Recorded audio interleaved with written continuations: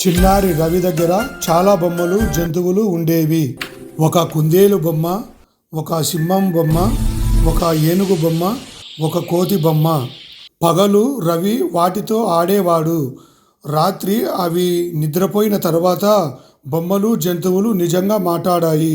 కుందేలు బొమ్మ అంది, రవి మనతో ప్రేమగా ఆడుతున్నాడు. సింహం బొమ్మ చెప్పింది, మనము అతనికి మంచి పాఠాలు నేర్పుదాం. ఏనుగు బొమ్మ అంది, ఒకరికి ఒకరు సహాయం చేసుకోవడం నేర్పుదాం.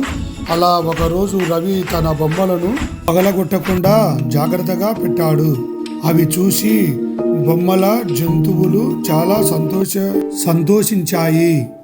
మరుసటి రోజు రవి తన స్నేహితులతో కూడా ప్రేమగా మాట్లాడాడు.